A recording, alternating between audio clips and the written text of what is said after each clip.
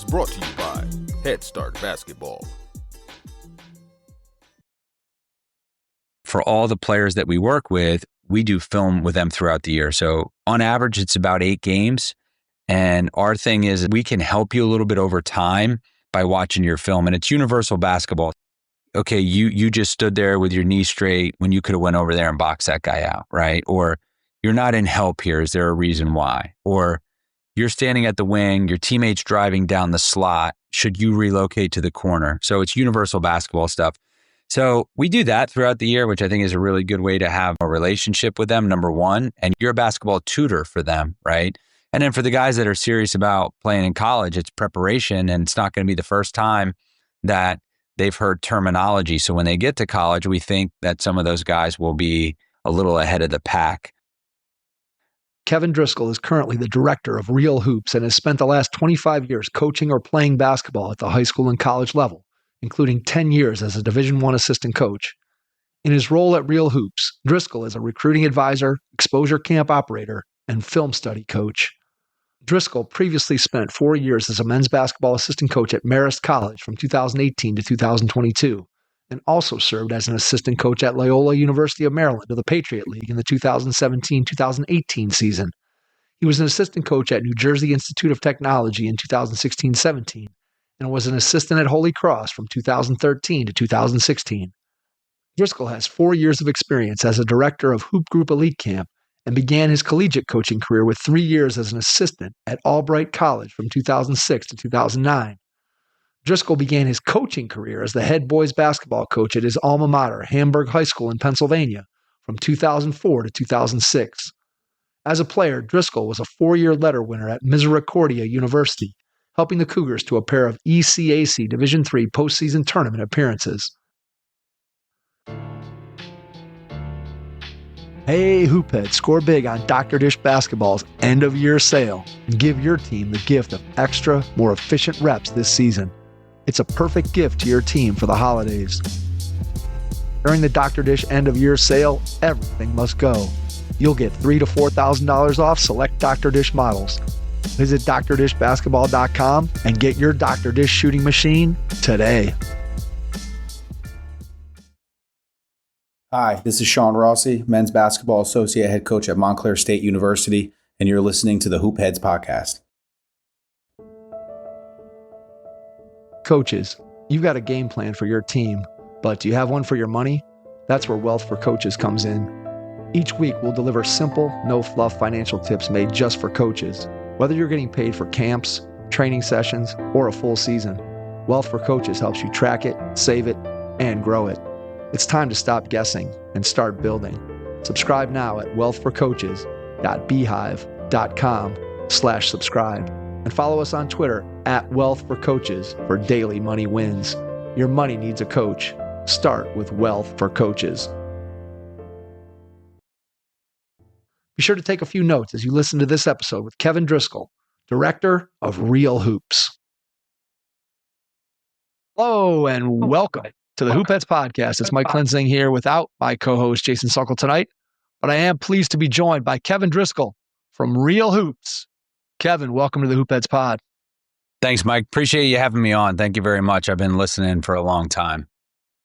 Appreciate you as a listener, and I'm excited to have you on. Looking forward to diving into all of the interesting things that you've been able to do throughout your basketball life. Let's start by going back in time to when you were a kid. Tell me a little bit about some of your first experiences with the game of basketball. What made you fall in love with it?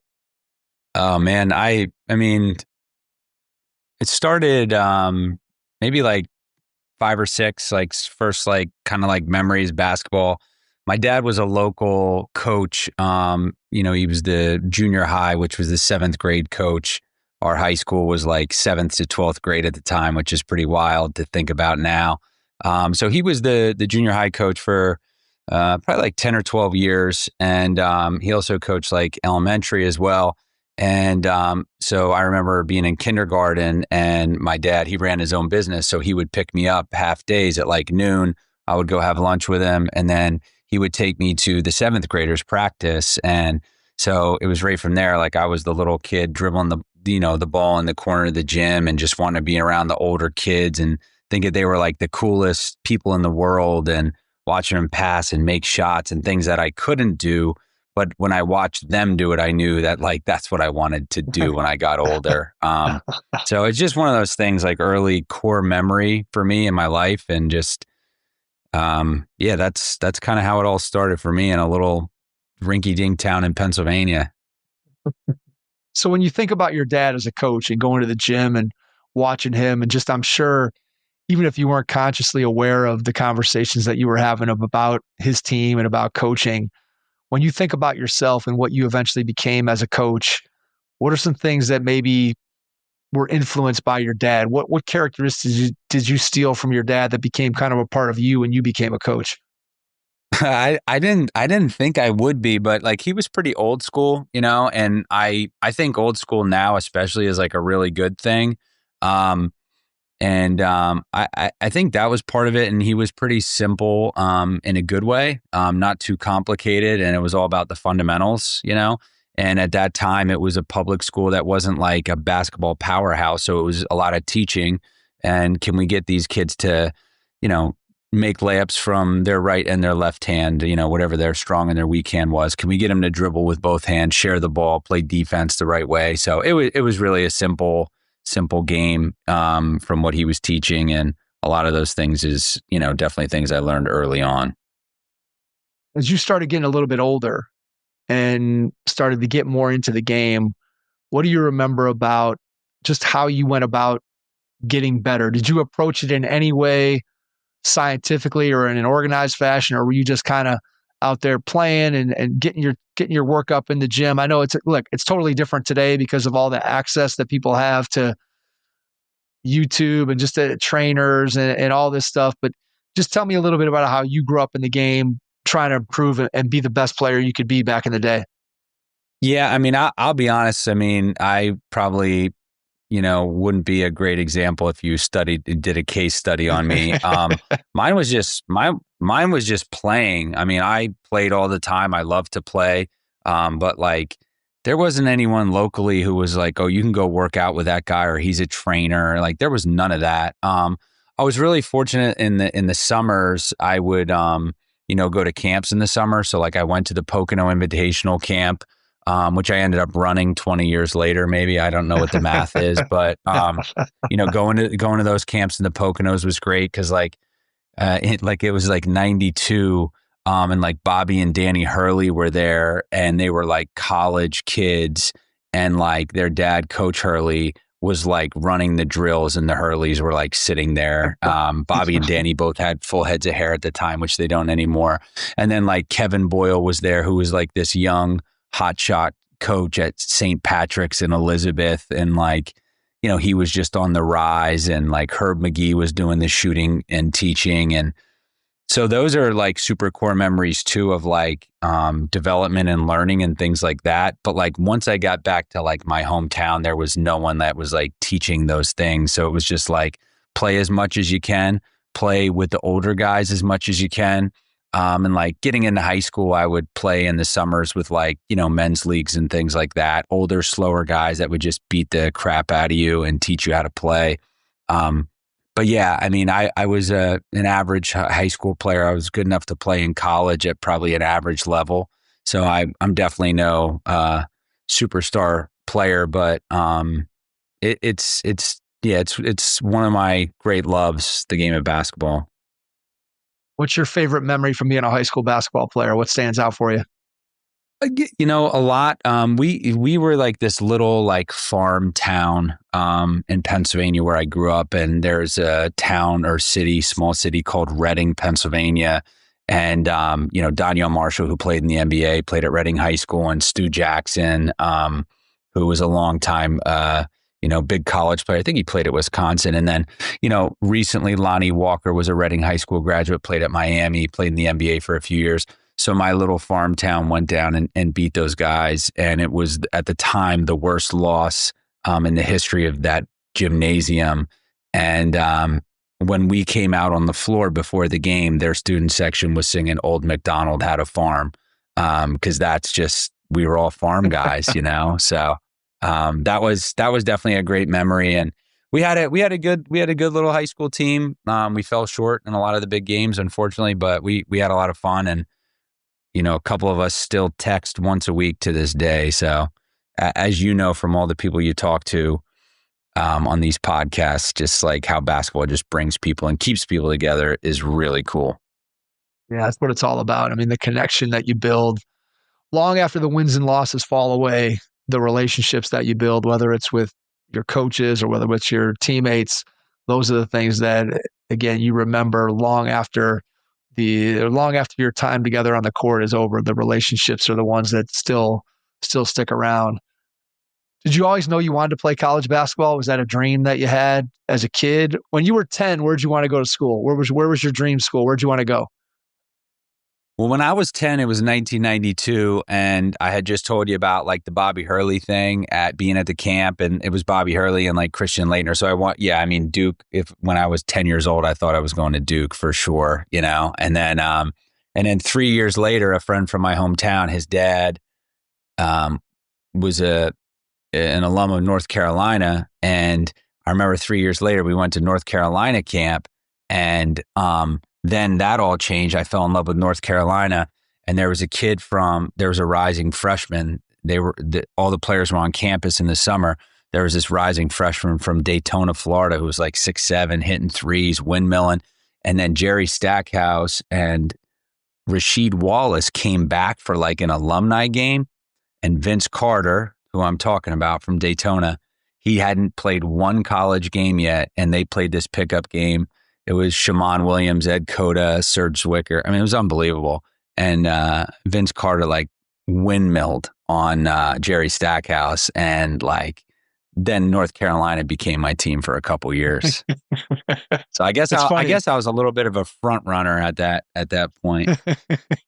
I don't know. You can root for Duke and Carolina at the same time. That's a little. Yeah, I switched. Well, I've been a Carolina guy my whole life, and so just in the last 2 weeks ago, they opened up against Central Arkansas, who John Schulman, who coaches at Central Arkansas, has been a friend of mine through the podcast for, 7 years since he was one of my first guests when I first started the show. And I retired in October. And so one of the things that was always on my bucket list is I wanted to go and see a Carolina game in Carolina. And of course, obviously when I was teaching, it just wasn't usually feasible for me to be able to do that. Right. So I look up when I retire, I'm looking up the Carolina schedule, and lo and behold, I see their very first game of the year this year is against Central Arkansas.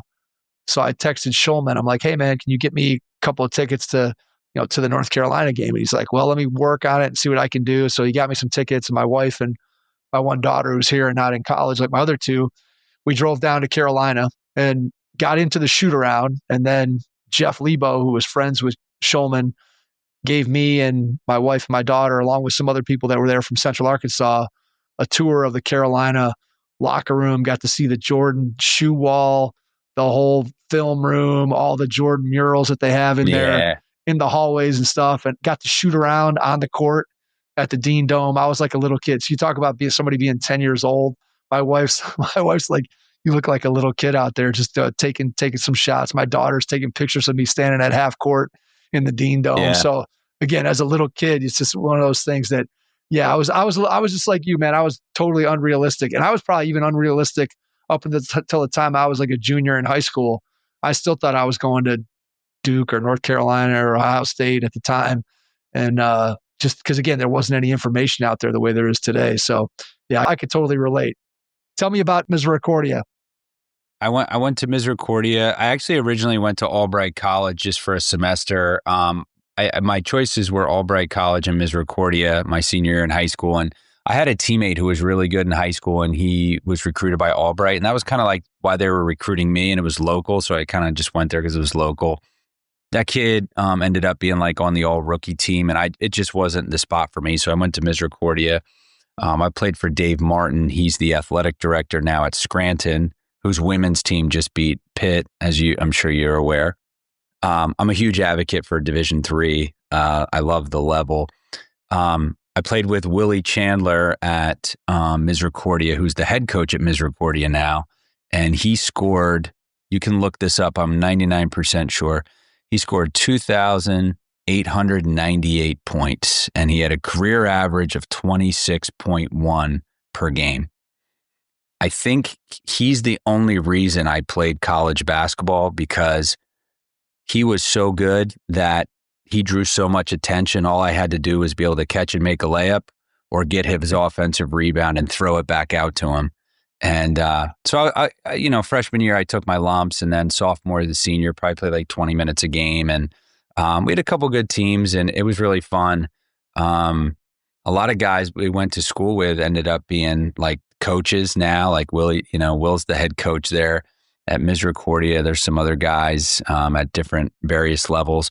One of my teammates is from college is a big time ref now, Ed Corliss.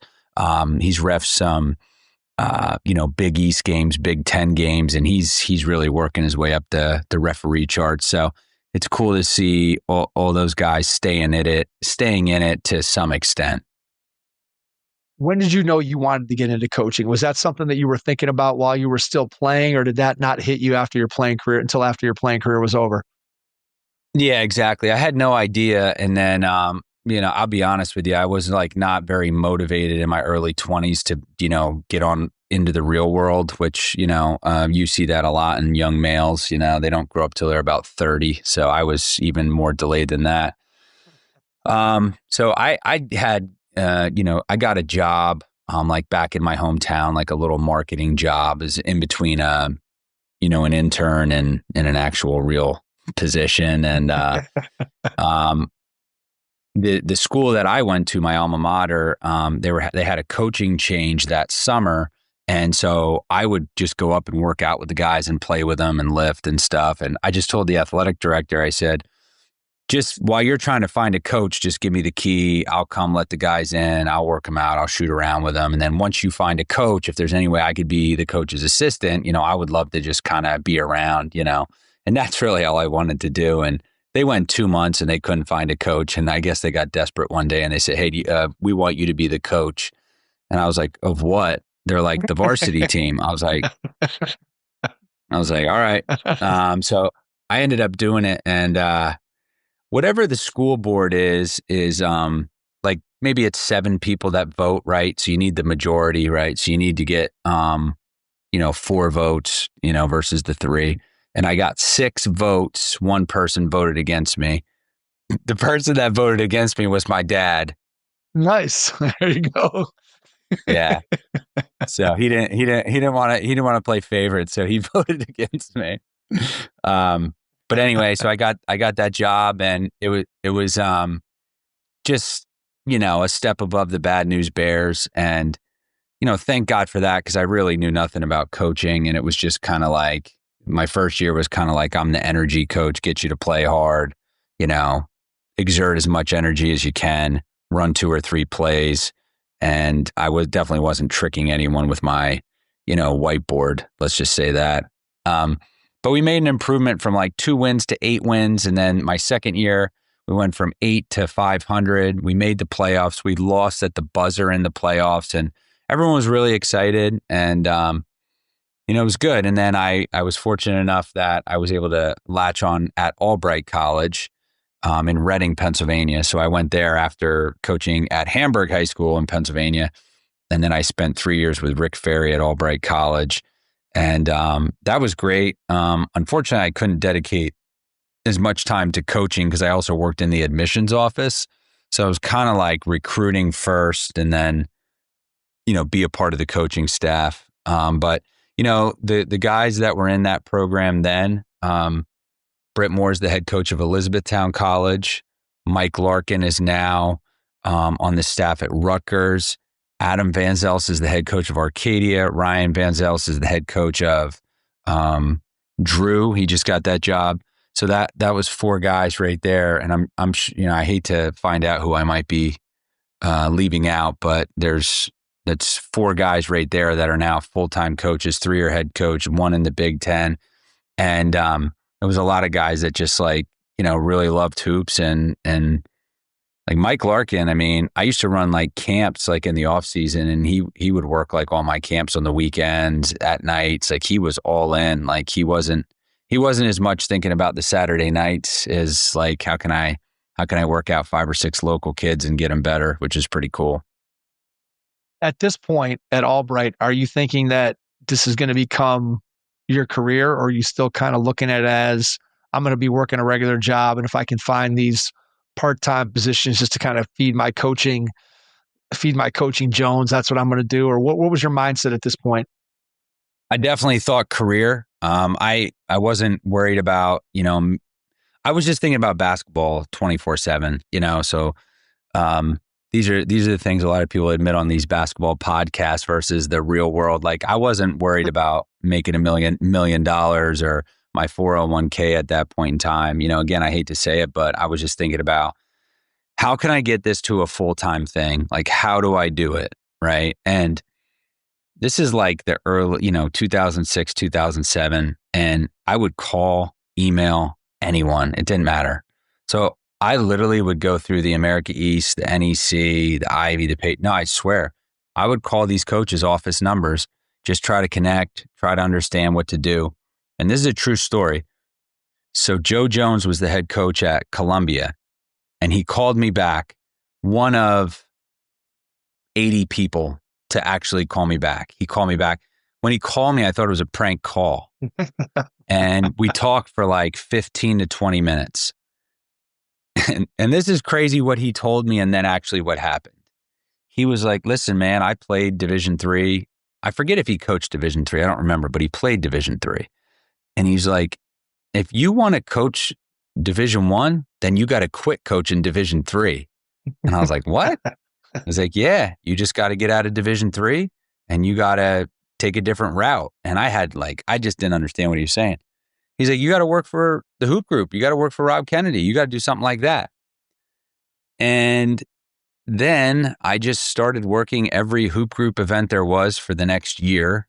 And then coincidentally, the Hoop Group was now looking for a move for a new facility. And I was friends with, I got pretty tight with Mike Farrelly, who was the director of the elite camps. He's an assistant coach at Notre Dame now. And, Mike had told me, hey, we're looking at all these places to move the camp from the college in New Jersey. They were leaving there. I said, well, Albright, we have 6 indoor courts and we have a parking lot in the back with 6 more courts. So we have like 13 courts or 12 or 13 courts. And like, really? I was like, yeah. So they're like, hey man, we'll come up and look at it. And so Rob Kennedy and Mike Farrelly came up, and like, I was like the liaison. I was walking around with the president, the AD, and they're like, yeah, let's do it. Let's come to Albright. So when they got there that summer, I was again like the liaison. So talk about your dedication. I basically took my 2 weeks vacation from the admissions office and just helped the Hoop Group guys run the camp the whole summer. So it was like, I was mopping floors. I was blowing leaves off the outdoor courts. I was picking guys up at the airport.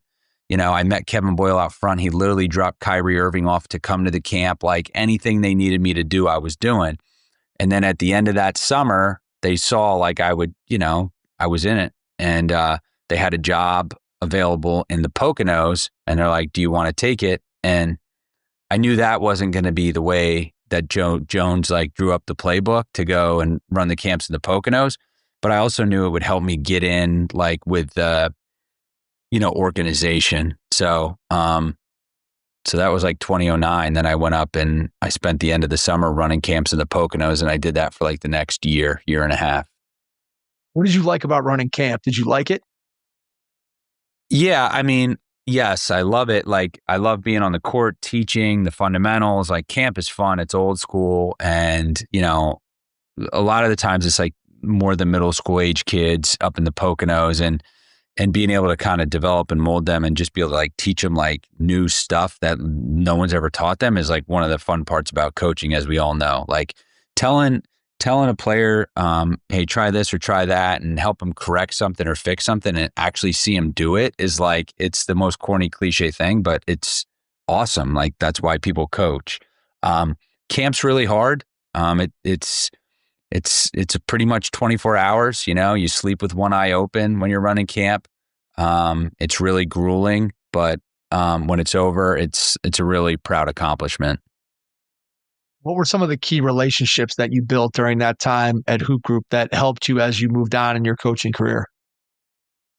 Oh man, so many. So I went from the Poconos, and then one of our coworkers at the Hoop Group, he had just left for Manhattan. And this was the time, like I keep saying these Notre Dame, Manhattan, Siena, LaSalle, all these guys went on and, different coaching careers and jobs. But we had one guy leave and he went to Manhattan, Matt Grady. And then I ended up switching over from the Pocono camps to the elite camps. And I joined Chad Babel, who now owns and runs Made Hoops, a little entity you may have heard of. So I went over and worked with them. And what happened, and I didn't realize this, is like a lot of people, like college coaches, or not college coaches, high school coaches, AAU coaches, parents especially, really appreciated at the time you trying to get them to come to the camp and let them know, like, hey, you need to be here because there's going to be 300 college coaches here, and they appreciated the platform. So I started developing relationships with, again, those three groups of people: the high school coaches, the AAU coaches, and the parents. And what happened is like, now I'm like, man, I know like all these people in New Jersey and all these people in Philly and New York City. And it went from like DC to Boston. And I could, if I didn't know the person, it would take one call to get in front of the people, And I started understanding that was going to be my advantage, that when I talked to college coaches, I could fill them in on the information. Hey, you like this kid from Jersey City? Here's his deal. You like this kid from South Philly? Here. And I knew everything. And like, if you want to recruit him, you got to call this guy, right? Call the AAU coach, call his uncle. Don't call him, don't call her. So I was helping college coaches like really vet a lot of the processes with a lot of players, And I also got really into the academic side during that time. We started an academic elite camp. So I would always have a printout, and I remember seeing Ivy assistants, and I say, here, take this list. And I literally would give them a printout, and there'd be 56 names on that list. And the range went from kids that maybe weren't good enough for the Ivy that ended up going to Tufts to kids that went to Stanford. But out of those X amount of names, they could start doing their research and find guys that could be good fits. So I just kind of started showing people that I had the knowledge of who's out there for them to recruit. And as you know, Mike, the 5 guys you put into the game have a lot to do with you winning those games, right? So for me to be able to tell all these people and help them get good players, they saw that I had value. Yeah, there's no question that type of information and being plugged in that way is super valuable. It's funny because one of the questions that I love to ask coaches is just, how do you start your list? Like, where does your list come from? The initial group of whatever. Some coaches say it's 30, some guys say it's 50, some guys say it's 75. Like, where does that list come from? And your story there that you're just telling, like, that's kind of where it starts, right? You get some information from somebody and you put the kid on the list, and then obviously the coaches then go from there and do their own evaluation and figure out, hey, is this a kid that we want to recruit that's a good fit for our program? But I'm always kind of fascinated how you go from this wild west of grassroots basketball to how do you narrow that down even to the 50 or 60 kids that you want to take a look at? And again, that's whether you're Stanford, whether you're NYU, whether you're whoever. How do you figure out who those kids are going to be that you're going to recruit? And I think what that story you just told kind of gives people a little bit of an idea of where it comes from, right? There are just people who are plugged in, and that moment in time in your life, that's where you were, if that makes any sense. Yeah, I was a lot more plugged in then than I am now. I can tell you that. It's crazy because it's being plugged in is something you have to work at. It's a skill. And then you have to be able to communicate with people, and you have to be able to, be effective in what you're saying and how you're explaining, players. And you also have to be right. You have to be you can't always be like totally on the money with an evaluation, but you have to be close. Like you have to be in the wheelhouse for sure. Because if you just give them a list and all those players aren't even close, then that's the last time you're ever gonna talk to that coach. How long did it take you to feel confident that your evaluations were on point? being around, a lot of these grassroots basketball players or not players, but grassroots guys that have been around and they've seen guys go through their programs and just, talking to them and hearing their stories. And they're saying, hey, I got this guy. He reminds me of this guy who's now at St. John's or whatever. And then the other thing is like at the Hoop Group is like you're at all these camps, you're at all these AAU tournaments, you're at high school showcases, you're always sitting on the baseline, and you've seen those guys, that are evaluators and they have their own recruiting services. And I was super lucky. It was the first I met Tom Konchalski when I was at the Hoop Group, and then Norm Evanson. I don't know if you know that name, but Norm.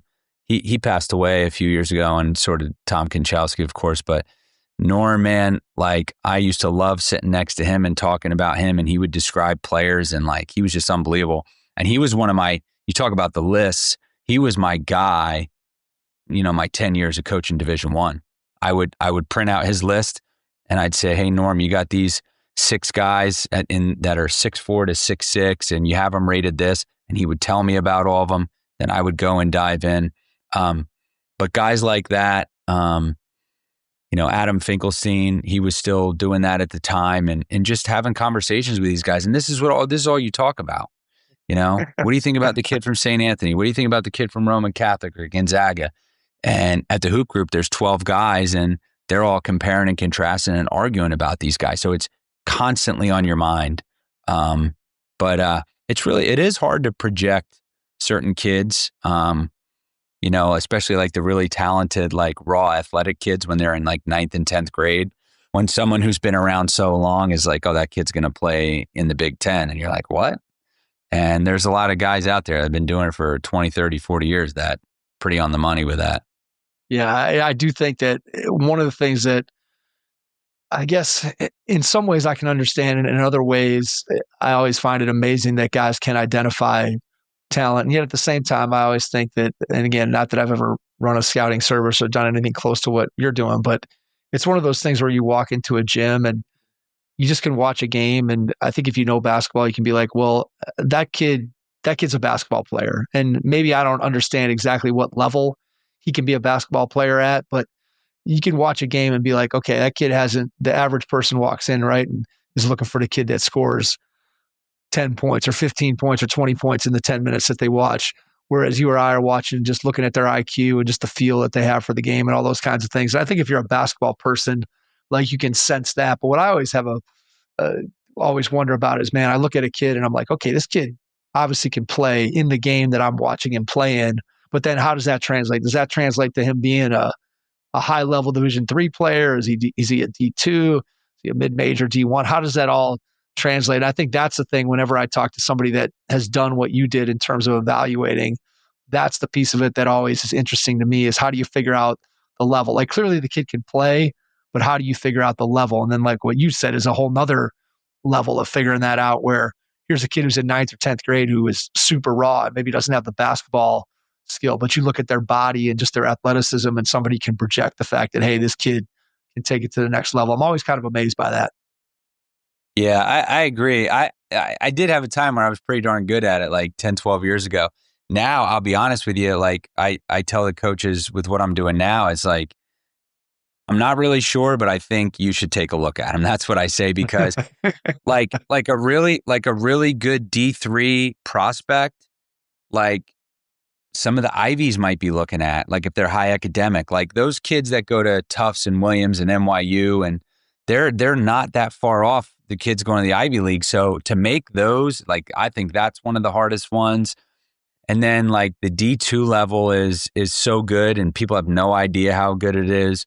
Like the Sunshine State Conference in Florida, like forget about it. I mean, it's basically Division I, and that's a whole nother bowl of wax too, where like there's some D2 leagues that could be better than D1. There's some D3 leagues that could be better than like a D2 league. And so that's a whole thing that hurts the common person with their knowledge, of the recruiting. Yeah, there's no doubt. I think that's when I always think about this piece of it, I think about education, right? Education of the parents and education of the players in terms of how good you have to be to play college basketball at any level. Like people don't understand. You go and you watch like a 7th, 8th, 9th grade game and you listen to the conversations of parents who are sitting in the stands and they have no concept at all of, they're like, well, who's that school or what's that school or why is that school over there watching them? And they, it's a Division III or Division II school that isn't on TV that they'd never heard of. And they're like, oh, come on. Like what I'm like, do you have any idea like how good the players are that play at those places? Like you have no clue. Like your kid would be doing cartwheels if they eventually had the opportunity to play at any level. And I just think that the average person has no idea. I know when I first started doing the podcast, Kevin, I used to ask Division III coaches, I'm like, when you're recruiting a kid, how many kids do you talk to that when you ask them, have you ever seen a Division III basketball game? What percentage of those kids say, I've actually seen a game? And a lot of guys would be like, it's like 75% of the players that are being recruited by a Division III school that have never even seen a Division III game. They have no idea how good those players are. No, it's like, the Division III thing, it to me, like what people perceive of it is almost a joke because they think it's like rec ball. They think like, oh, it's Division III, it's not that serious. And I'm doing this recruiting consulting now, which I'm sure we'll talk about at some point. But I've had a lot of kids go on visits. That's what I try to get them to do in the fall. I want you to go D3 practices and games. And I had a dad, I spoke with him today and he was like, you were right, man. He's like, every possession, there's blood in the water. These guys are trying to kill each other. I said, yeah, I told you. I said, when your son goes back and plays his high school game this year, they won't, their best possession of physicality and how hard they played and how fast they were won't even be close to the worst possession in that game you just saw when you watched Susquehanna play York. And they don't understand, And Division III, I think after the portal and the NIL and all that stuff, I think Division III, from what I'm gathering, is better today than it was 5 years ago. I do think that there's a lot of guys that potentially might have been scholarship players 5 years ago are not getting scholarships and consequently are ending up at Division III schools. And I think the other thing that Division III has a big advantage over the other levels at this moment right now is that the portal is kind of always right. It's almost always been there for Division III. Like you could leave one Division III school, go play at another Division III school. So it's kind of always been there. But I think that now when you're looking at it, Division III is really the only level where you can kind of go through the old school program building process that everybody used to go through, right? Like used to be you could get a recruiting class and be like, hey, these guys are going to be really good when they're juniors and seniors.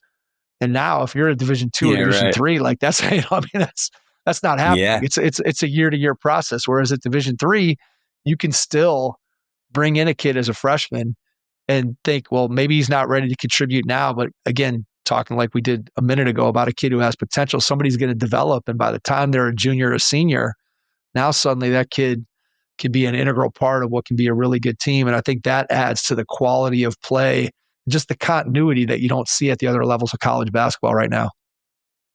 Yeah, no, I definitely agree with that. There are some cases where D3 guys are, shooting up the portal to D2 and even D1. But yeah, for the most part, I think that's kind of your like old school, development for sure.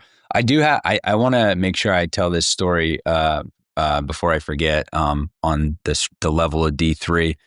So I'm in Tampa, Florida. That's where I live. And 2 years ago, I went to Eckerd College. My friend's the head coach at Dickinson. His name's Al Soretti. And he called me and he said, hey man, I'm coming down to your neck of the woods. We're playing in like a holiday showcase or tournament. I was like, oh, cool. So I was like, man, I'll come see you play. So they played at Eckerd College, nice, Division II school, small gym. So I, sat right in the front, which is where you want to sit and just see everything that's going on. So they played Nazareth College, who have an unbelievable coach.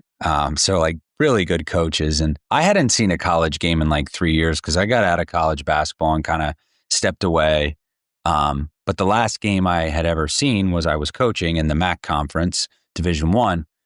And when I watched this Division III game, I was like, oh my gosh, I did not realize this. Fast, strong, physical, like it was crazy.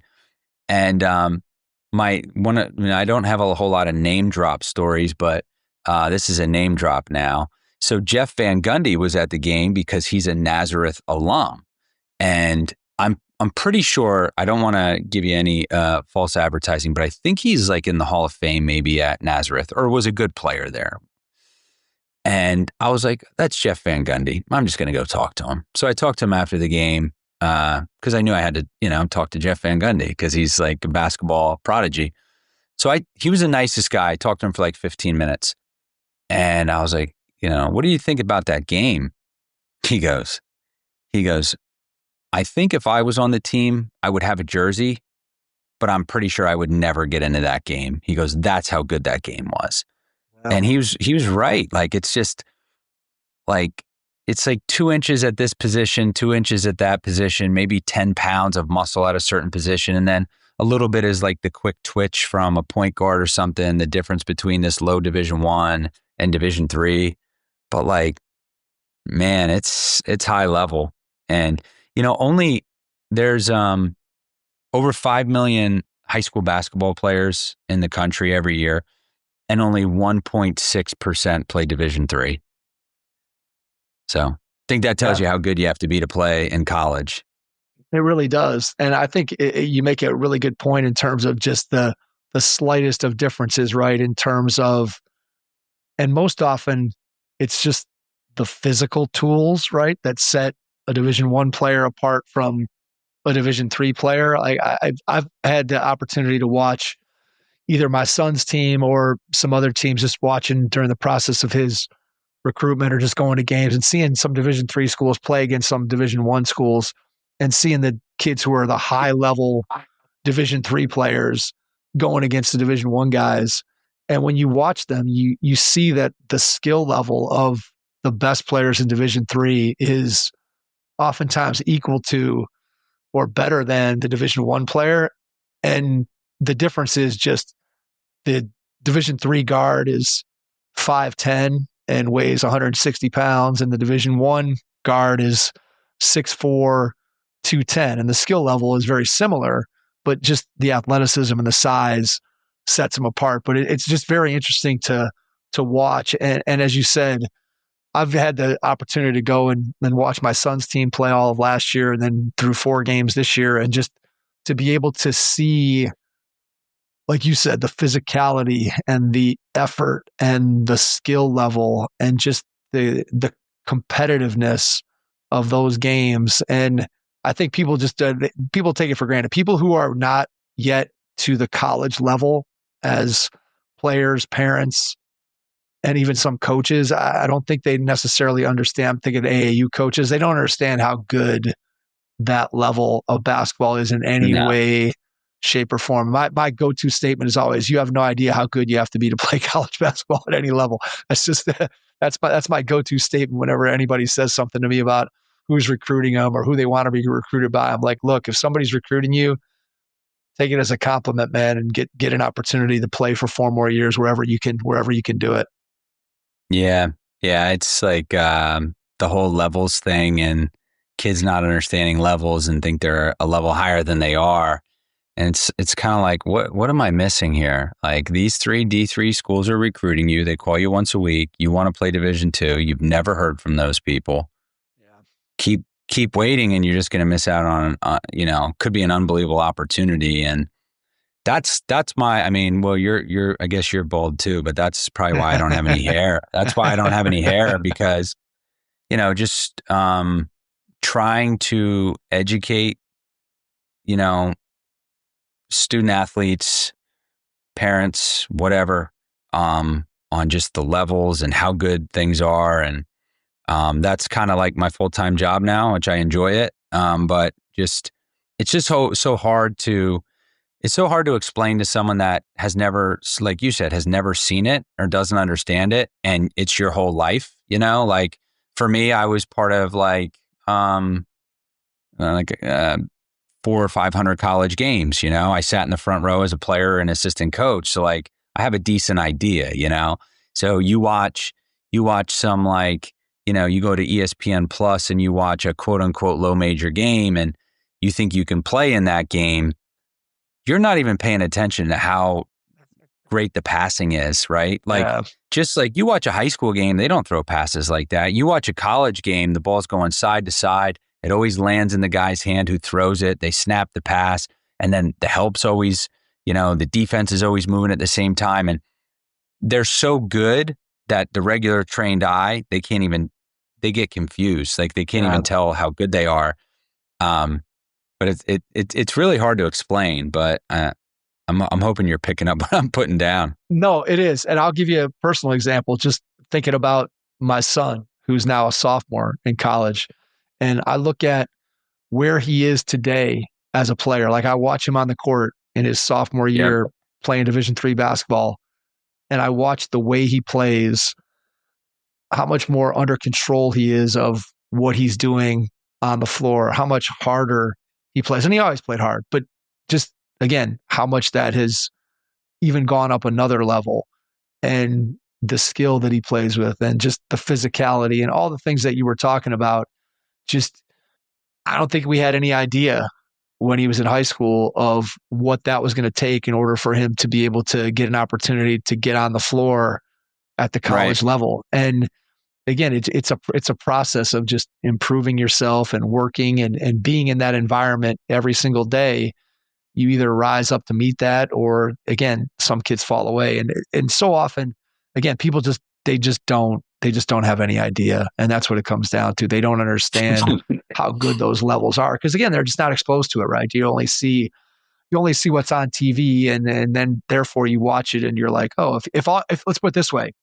If you're used to watching NBA games or top 25 Division I college basketball games, and that's your only frame of reference for what basketball looks like, then sure, maybe if you watch a Division III game compared to an NBA game, it looks a little bit slower and the players don't look quite as skilled. Right. If that's what you're used to seeing on TV. But if you go watch it in person, or you see a player that plays at that level, or that player that plays at that level shows up in your high school gym, guess what? Guess what? Kid's probably gonna dominate. Or if you try to step on the floor as a high school player at a Division III school, you're probably not going to do the things that you think you're going to be able to do at that level for sure. So, all right. That being said, tell me a little bit about your experience as a Division I assistant as you move on from Hoop Group, and what it was like for you at Holy Cross and Marist. Yeah, it was great. I mean, I worked for a lot of different guys, for different circumstances, some coaching changes and things like that. But I started out at Holy Cross, and I worked for Milan Brown. He's the guy that hired me to get into the Division I coaching. He's now the associate head coach at Pitt. So he's, he ended up, there was a coaching change. He ended up out at Holy Cross, and he ended up going to the College of Charleston for a couple years, and then went to like back-to-back NCAA tournaments. They had two guys that I think played in the NBA, two backcourt guys. And then he ended up at Pitt, which was pretty cool because Coach Brown was Coach Capel's senior's assistant at Old Dominion. So it's pretty cool how all that stuff works together. But yeah, I worked for him, and I to this day say he's probably the best human being in college basketball. He's just an unbelievable person, great guy, great coach. And at the time at Holy Cross, like all the guys, like you talk about a team where the players wanted to play for the coach, and it was that team. And the first year I was there, we won 20 games. So I thought, man, coaching's pretty darn easy, We had a senior center who he's still playing pro to this day. And I think he's in Germany, and he was like a 6'7" center that had every move and every counter, and no one could block his shot, and then he could hit threes. Then we had another kid, Malcolm Miller, who was a junior who played for the Raptors, who won an NBA championship in 2019. So we had those two guys on our team, and we had other guys that were all conference. So we were good. My experience was the first game I ever coached was at the Boston Garden. I coached against Harvard. So I remember texting my parents, and I'm like, hey, just so you know, I'm going to the Boston Garden today to coach against Harvard in my first Division I college game. And coming back to your Carolina memory, we went Harvard, we lost, then we came home, we played Sacred Heart. I'm almost certain the score was 122 to 118 and like 3 overtimes. So we won. We ended up getting home from that game at it was home, but we got home at like midnight, 1 a.m. And then we left at 5 a.m. to go to the Boston airport, and we flew down to Raleigh. We played North Carolina like a day or two later. And so that was my 3rd game against North Carolina on ESPNU. So I'm thinking, man, this is just like Hollywood, you know? And we were tied with North Carolina with like a minute and a half to go. And then you're a Carolina guy, so you'll know the name. Was the lefty Marcus Page? Is that his name? Yeah. Yep. Yeah. Yep. Yeah. So they set like 2 flare screens for him late, and he buried them 2 in a row. But like we literally were like right there. It was tied at halftime. So it was really fun. Good year. We won 20 games. We lost in the semifinals in the Patriot League. We played in the CIT. We won our first game. We lost the second one to Yale. They had a 6'7" kid that banked one off the backboard. I think we were up 1. So that was year 1, 20 wins. What a piece of cake this profession is, you know. And then the next year we lose the kid. His name was Dave Dzinski. He graduated, and we had everyone back, and we just thought we were going to be great. And unfortunately, we just had these injuries. Like we never had the same starting lineup like throughout the whole year. And we ended up being like 8-10 in the league, which was like 8th place, and 10-8 was 4th place. So that's how close the league was. And like I said, they made a coaching change. And so, you know, the rest of the staff, unfortunately, had to head out of town. I was kind of fortunate because the new guy that came in wanted to keep someone, and he was from Spring Lake Heights in New Jersey, where the hoop group is, and I knew his brother. So Bill Carmody, his name was, he was the head coach at Princeton, Northwestern, and then he was at Northwestern for like 13 years. He got let go there and there was like a year off, and they hired him at Holy Cross, and he kept me. He never told me he was keeping me either, by the way, still to this day. So I was in limbo the whole year, trying to figure out if I was still employed or not. But the checks came every 2 weeks. And we had the worst season that probably anyone's ever had. We finished in 9th out of 10th place, and we were 10-15. No, we were 10-19 at the end of the regular season, and it was the worst year. And it was kids that were talented. They were trying to get used to running the Princeton offense. They were trying to get used to playing the 1-3-1. And after 29 games, we were 10-29. 2 weeks later, we were cutting down. 2 weeks later, we were cutting down the nets. We won the first 4 game in the NCAA tournament. We beat Southern in the first 4. And that next night, we flew out and played Oregon, who was the overall number 1 seed. I think we lost by 100. But they had Dylan Brooks. They had Dylan Brooks, Chris Boucher, both NBA guys. They had another guy that played in the NBA as well. So, that was really, really good, really, really fun times. And then I bounced around to, NJIT and Loyola in Baltimore, just for a year each. And then I was fortunate enough my boss was let go at Loyola. And then I was fortunate enough to get hired by John Dunn at Marist. I was with him for 4 years. And Coach Dunn was the head coach of St. Peter's for a long time. And he was an assistant at Seton Hall. Unbelievable coach. If you ever want to learn anything about defense, try to go see his teams practice, especially in like September or October. And it's literally a defensive clinic. I remember like when I first started with him, I couldn't believe like all the things he would see, all the things he remembered. He knew what was going to happen here. It was unbelievable. And he's literally he's a defensive savant. And the one thing I always say about him is everyone's like, oh, he's a defensive coach. He's a defensive coach. And I would say, yeah, that's where it all starts. But he's just as good as offense because he's so good at defense. He knows what the hell's going on in every offense that any coach has ever run. So he's good at both. I always am amazed by guys that have that ability, like you talked about, to see things and pick things out and know I can watch an entire play and I know exactly where the breakdown was and is. And there's some guys that just have that photographic memory, for lack of a better way of saying it, or just their ability to immediately diagnose things. I don't think everybody has that. Oh yeah, no, talk about photographic memory. Like he would say, did you see the point guard from Iona turn it over? There was like 13-17 on the clock in the second half. He was bringing it over half court and there was a trap. And I'm like, yeah, that was, when was it? Oh, it was like 2 weeks ago. I was like, oh my God, it's amazing. It's funny that you say that, because I have a guy that I coached with. So I was a high school varsity assistant coach for like the first, 12, 13 years of my career. And the guy who I worked for as my head coach, one of the best coaches I've ever been around, always had our teams super prepared. And I think in all the time I coached them, I don't think we ever lost a game that we should have won.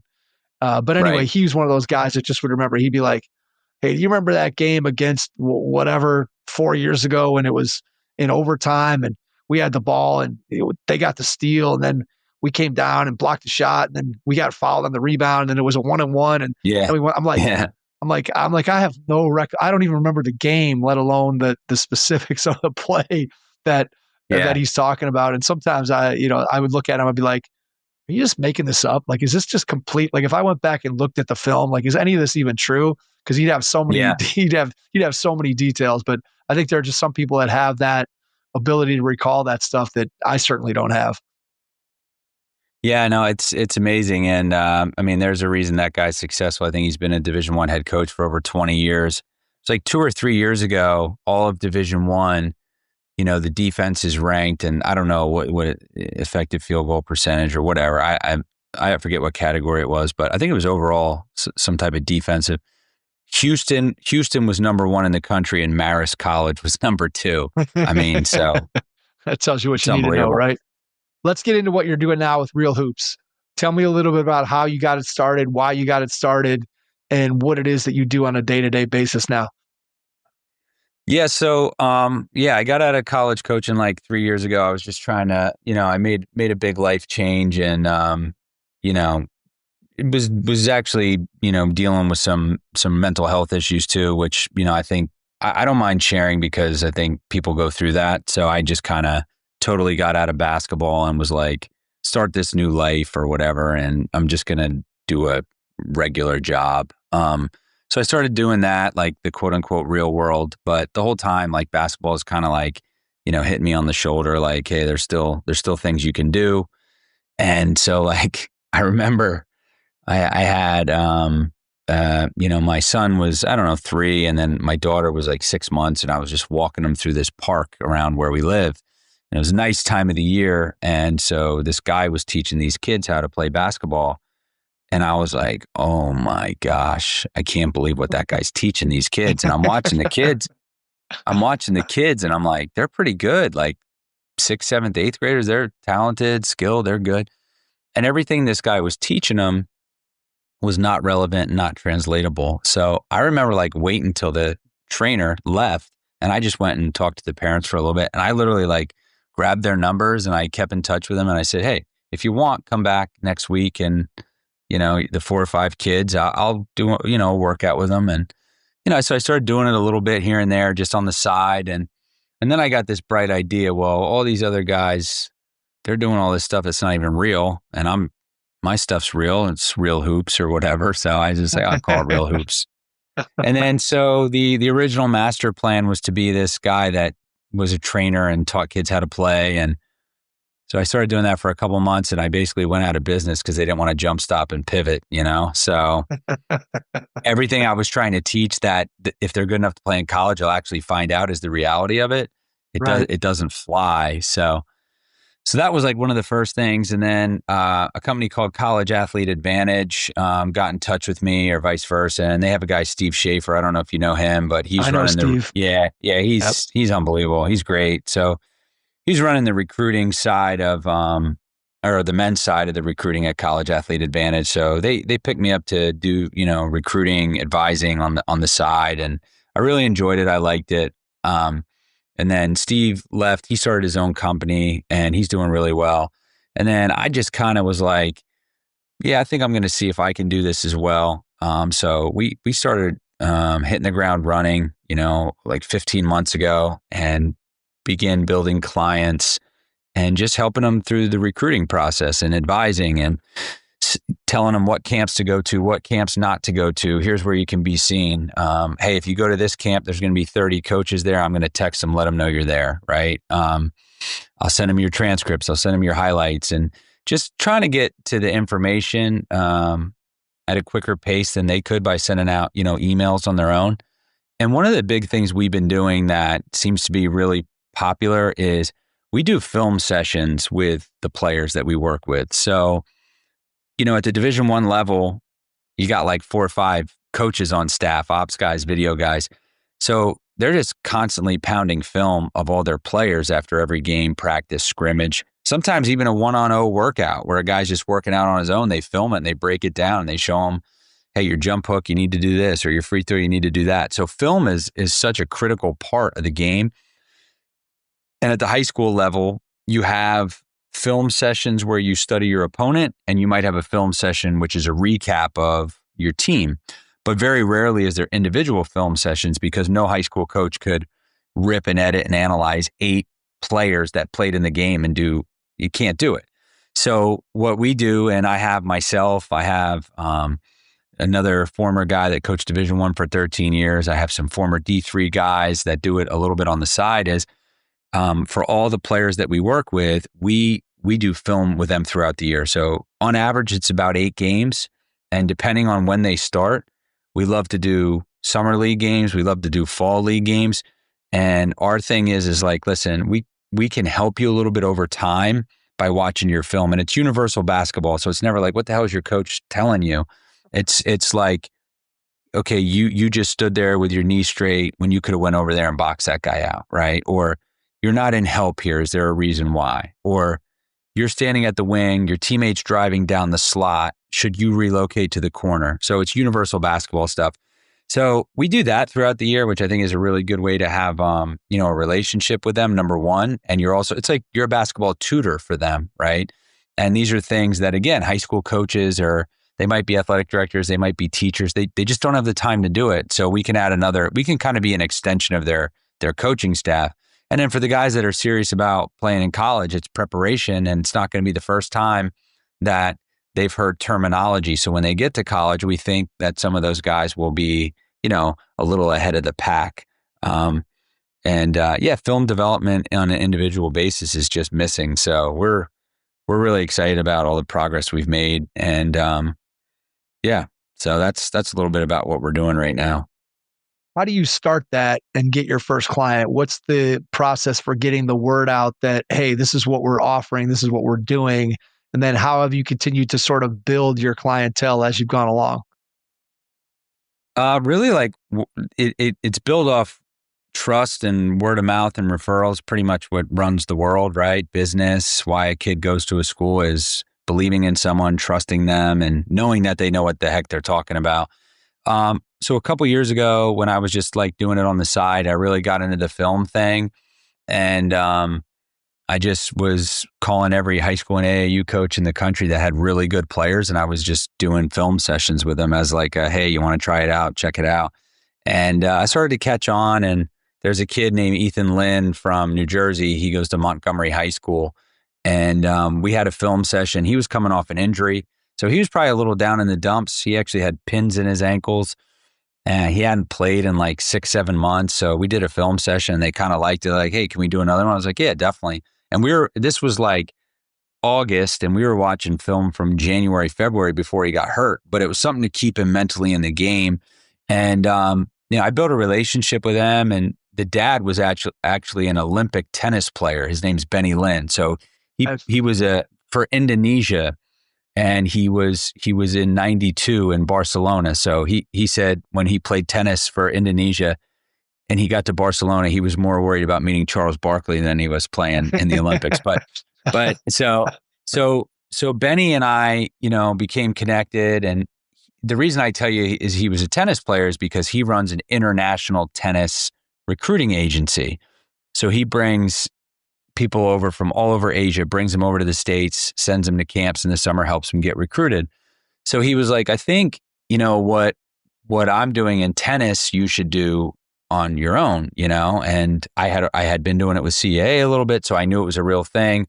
And then he kind of, gave me the confidence, and then he started he called two of his friends in California because he spent time in California, and all of a sudden I had 7 people in California that were my clients. And there's a guy in Fairfield County, Connecticut who does all the shooting up there for people. And he's like, listen, I can fix your shot. I can't help you get recruited, but Kevin can.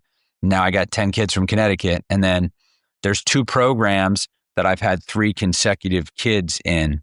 So class of 25, class of 26, class of 27. Because I helped the kid in 25, they referred me to the kid in 26, and it just kind of kept going down the ladder. So if you look at my map of clients, it's all the way up and down the East Coast. So you got Connecticut, New Jersey, Philly. We have one in Nashville, and then Florida, and then it goes over to Texas. So I have a handful in Texas. And then if you go to the West Coast, you got like 7, 8 kids in California, and then a kid in Oregon. So a lot of it's just, the referral process. It's hard to just make a cold call and say, hey, I want to help you get to college. I mean, that's tough. But you also have to do the evaluation because you want to make sure that you can help them. You don't want to take a kid who's not even close and up front, oh yeah, I can help you. And then you get to the end of the road and there's no options. Because I'm not putting my head on the pillow at night knowing that we're just not doing it the right way.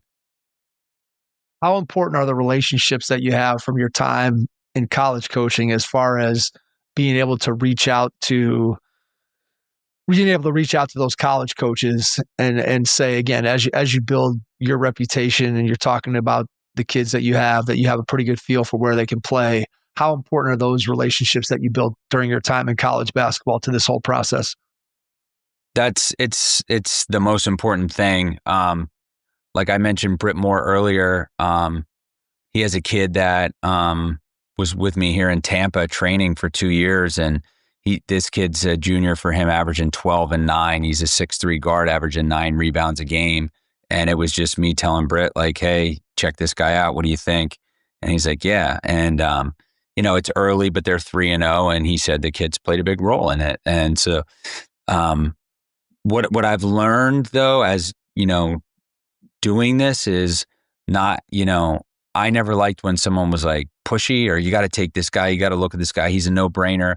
Coaches hate that. So I think a lot of it is like, what position are you recruiting? What are you looking for? What's your style of play? Kind of asking them first, and then say, all right, I got 2 guys. Can you take a look? What do you think? Yeah, we like him. We don't like him. If you don't like him, then I'm going to keep helping the kid and his family. I'm going to go to the next guy. You're not going to hurt my feelings. You're not going to hurt their feelings. We're just trying to get options. So that is definitely kind of how I operate. And, depending on what the kid's goals are, if he's a high academic, then we're going to explore the NESCAC, the UAA, Liberty, Centennial, and we're going to go through those leagues and just see where's the match. We need a 6'5" wing.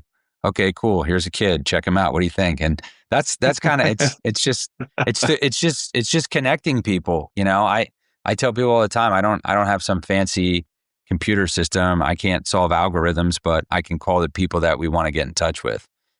What advice do you have for the parents and players themselves in terms of their interaction with the coaches and schools that they're interested in beyond just you reaching out to them? Obviously, at some point, they are going to talk to the coaches and go on a visit. So what kind of advice do you give them in terms of if they're really interested in a particular school and the school is interested in them, how do you go about just giving them advice in terms of what they should do to make sure that they're cementing that interest so that the coaching staff knows that, hey, you're right there, you're in my top 3 or you're the place that I really want to go? Well, just in general, like some of the things I talk to everyone about first and foremost is it's your son's journey. He's the lead singer, you're the backup singer. They want to recruit him, but while they're recruiting him, they're also recruiting you. So like if you just are acting wild or saying crazy things, like that's going to really resonate with them. I mean, I can't tell you how many times I was an assistant coach and I would call someone and ask about the parents, people ask me about the parents. I mean, it's a deciding factor, so that's one of the first things. Also in preparation, talking to these student athletes is like, if I ask if a kid, like, how many points did you average last year? We're like 17.2. I'll say, what's your GPA? What's your GPA? They'll be like, like 3. I go, no. I go, you're going to go visit this college. You better know that you have a 3.62. You've taken 4 honors. Here's where you had a C in 9th grade. Tell them about it. And you have to be able to speak like that, and you have to know what's going on, right? Like, they're going to draw a play up in 2 years and they're going to ask you to execute this play. They want to see a guy that knows what the heck's going on, that carries his head on his shoulders and things like that. So, we kind of just talked to them about that whole thing. And the other thing I tell their parents is I said, listen, every person I've ever worked with, I'm working with the hardest working kid that's ever played basketball. Do you realize that? Every time I talk to someone, the person I talk to, their child is the hardest working kid ever, right? So I tell them that. I said, you can spare that. You can save it. Like, the coach has already heard that 17,000 times. Let it go, Yeah. So those are some of the things you kind of just try to educate the people on. But they want to know, how should I follow up with a text or an email? What should I wear? All these things. And they're good questions. And they're things that I used to just take for granted. But being on the other side now, to know you can help some people out with just things like that is really, it's fun to do. What are some turnoffs when you think about yourself when you were recruiting? You mentioned one if the parents are acting crazy, but what are some turnoffs that you tell people, hey, you got to avoid, or you got to tell a player, hey, avoid doing these things, that's going to turn somebody off? Yeah, I mean, I remember one time at Holy Cross, we were on an official visit, and I mean, this is 10 years ago, so it wasn't as bad as it is now, but a kid was just like on his phone the whole time. It was like a $1,200 official visit steakhouse, and it's like, this dude's on his phone. Like, you have to have a personality. You have to talk. You don't have to be the most eloquent person, but you have to show these people that you're interested, you care, and again, you can speak. Like, you're more than just a basketball player. The character thing is really, you were saying it earlier about kids playing hard and things like that. Like, there's this mold of kid, let's just use the Division III level, like a dime a dozen mold, right? So when I call a college coach and it's a 6'1" combo guard, he can get a 6'1" combo anytime he wants, anywhere he wants. Yep. So if he he'll get one on March 15th, right? So when you're in that category of player, like having good character, playing hard, being a good communicator, like, you have to be a class act, and it's part of it. Because you're just gonna get crossed off the list if you don't totally have your head on your shoulders the right way. It's funny that you say that, because so my son is 6'6", and I would always have this conversation with him, like, dude, you're so lucky that you're 6'6", because you're going to get a second and a third and a fourth look from people, because there just aren't that many guys out there that are 6'6". Conversely, look at a couple of your teammates who are between 5'9" and 5'11", white guys who shoot the ball pretty good.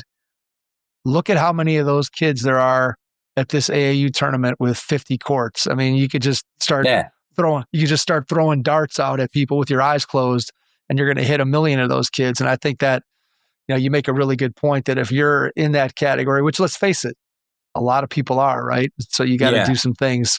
You got to do some things to be able to stand out. And I think that the other thing that you talked about there is just being able to have a conversation with people. And I found that, like, with my own son, to be a critical part of his recruitment, right? Is that he was able to, over the course of time, build relationships with the coaches that were recruiting him by talking on the phone, by having conversations in person when they showed up for an AAU tournament or when they showed up for one of his high school games. You could stop and, like me as a parent, I could walk away from that conversation and leave him with the head coach, knowing that he was going to be able to handle having an adult conversation. And I think when I look at the process that we went through, I think his ability to have those conversations was a big part of what enabled him to have, a few schools that ended up giving him the ability to make a choice about where he went to school. And I see a lot of kids that I talk to, and you get 3 words out of them, and then they got their head down, or they're walking away, or they don't know what to say. And it's rare today because, again, so much of the kids' communication, right, is this, right? They're even with their friends, right? They're just they're just texting, and they're not talking. And there's so few kids that ever have a conversation with an adult. Yeah, I agree. And it even like shows up on the court.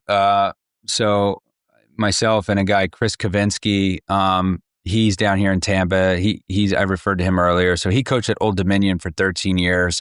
He was under Jeff Jones, who's, obviously a great coach, old school guy. And Chris is an amazing on the court guy. Like, he's unbelievable. So he works guys out, every day, 3 to 5 kids, 7th grade to pros, like every age group. And then we do different workouts together on Sundays. We actually call it SOS, shooting on Sundays, because we always say that during the season, you don't get to shoot a lot. So let's save your shot on Sunday. But we'll explain something, and we'll transition from one drill to the next, and just the amount of and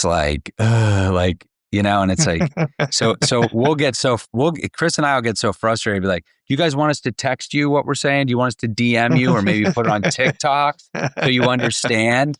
But it's a shame. Like, listen, we're all on our phones, and, I have to do it for work all the time too. And it's a shame with the kids. You'd like to see them, not be so reliant on those things and have some conversations, for sure.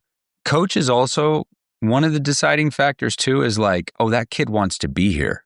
And sometimes that plays a part in recruiting too. Yeah, I think that's a huge piece of it, right? Because I think especially at the Division III level, right? Because so much of being a Division III coach, if you want to be successful, you're trying to recruit kids who maybe can get a scholarship somewhere.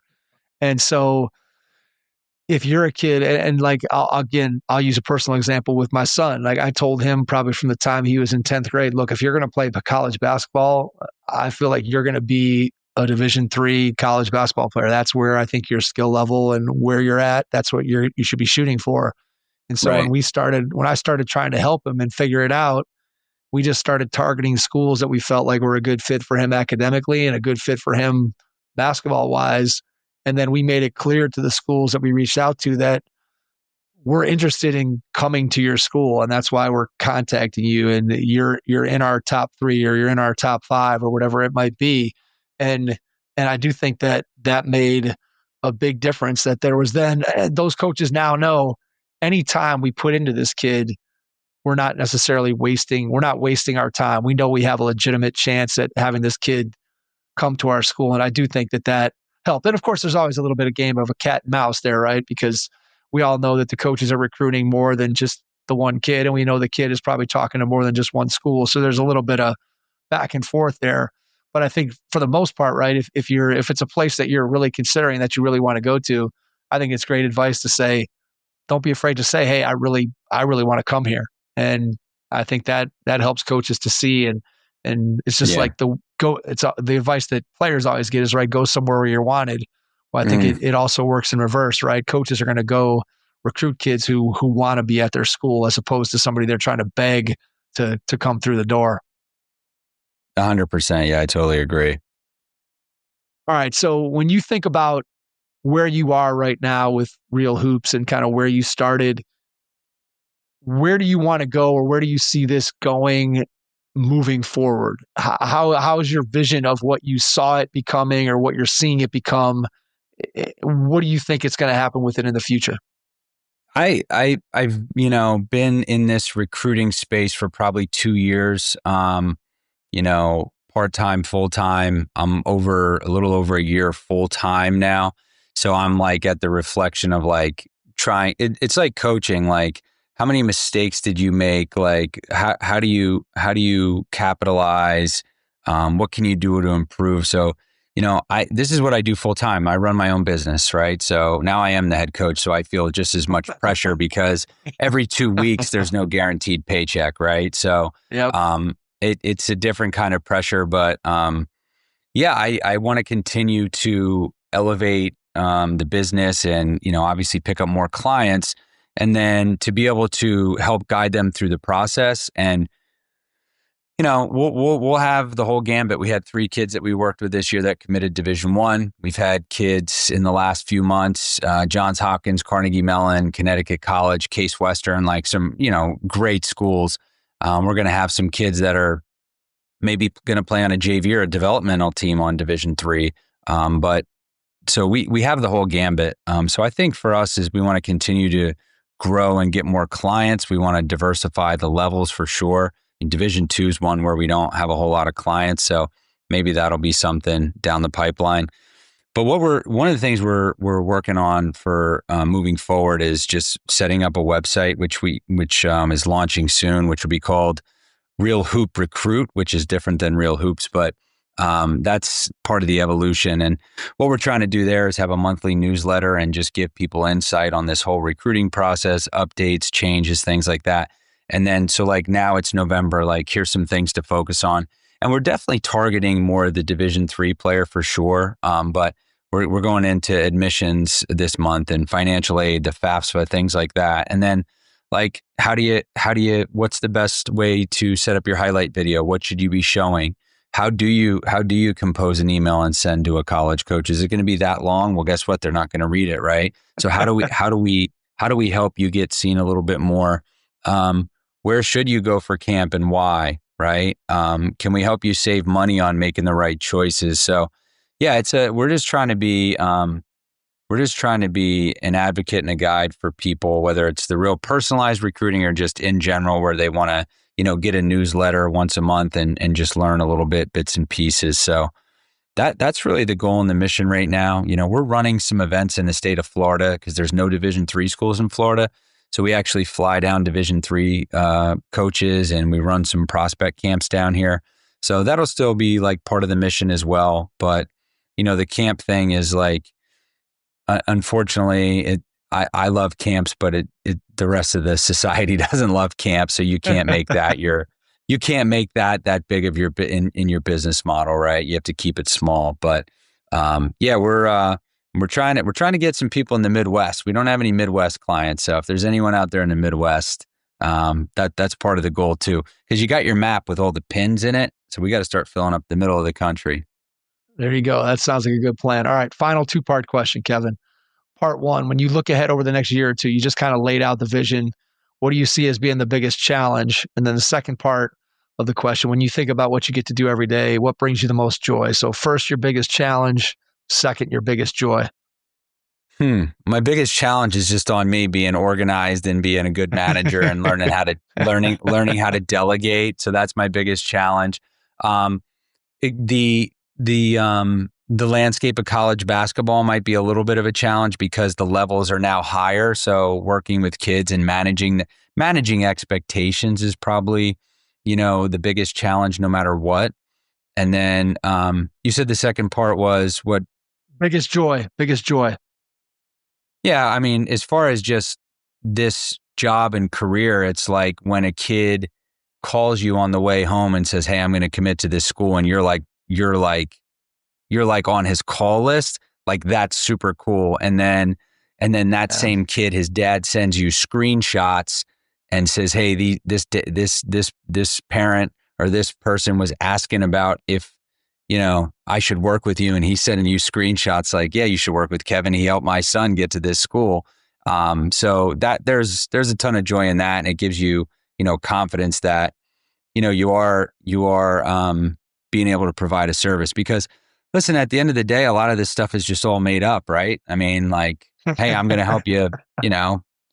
There's no like rigid structure or formula. Right, for sure. It's a game. It's a game of trust. There's a deck with 12 slides and you have to believe that, we can do those things for you. And to get those people that are speaking highly of you to other people is the best. And like we had probably we've had about 5 kids, class of 2027, that have been on 30 campuses over the last 6 weeks. 30 campuses, watching practicing, watching scrimmages, watching games. And every Sunday when they hit you up and like, thanks for setting this up. Like, we couldn't have done this without you. This is great that we're meeting these coaches and getting in front of the recruiting process. That to me is super fun. And that goes back to just having all these great contacts that I made over the last 20 years. Yeah, that's good stuff, man. I mean, again, when you talk about being able to help somebody to live out their dream, right? And then you get that call of thanks. I think as a coach, there's probably nothing better than that. In my career, when I think about the guys that I've been able to have an impact on that reach back out to me, I mean, those are some of the most meaningful conversations, phone calls, texts, meetups that you can possibly have. So couldn't agree more on that sentiment. Before we get out, Kevin, I want to give you a chance to share. How can people connect with you, find out more about what you're doing, share social media? I know you already said the website that you got coming soon, but just how can people find out more about what you're doing and get in touch with you? Yeah, no problem. I'm looking at my other screen so I can see what my X handle is. So my X handle is at underscore Kevin Driscoll. And then the new website that we're launching is going to be called Real Hoop Recruit, no S. So Real Hoops is, more of the training and the basketball side, but Real Hoop Recruit is where all the recruiting is going to now be located. And then, we're on X and Instagram, Real Hoops _FL, which stands for Florida. So I appreciate you, sharing that. And then my email is kevin@real-hoops.com. So maybe I'll get an email out of this. We'll see. Easy enough. There you go. All right, Kevin, cannot thank you enough for taking the time out of your schedule tonight to join us. Really appreciate it. And to everyone out there, thanks for listening. And we will catch you on our next episode. Thanks. Your first impression is everything when applying for a new coaching job. A professional coaching portfolio is the tool that highlights your coaching achievements and philosophies, and most of all, helps separate you and your abilities from the other applicants. The Coaching Portfolio Guide is an instructional, membership-based website that helps you develop a personalized portfolio. Each section of the Portfolio Guide provides detailed instructions on how to organize your portfolio in a professional manner. The guide also provides sample documents for each section of your portfolio that you can copy, modify, and add to your personal portfolio. As a Hoopheads Pod listener, you can get your Coaching Portfolio Guide for just $25. Visit coachingportfolioguide.com/hoopheads to learn more. Thanks for listening to the Hoop Heads podcast, presented by Head Start Basketball.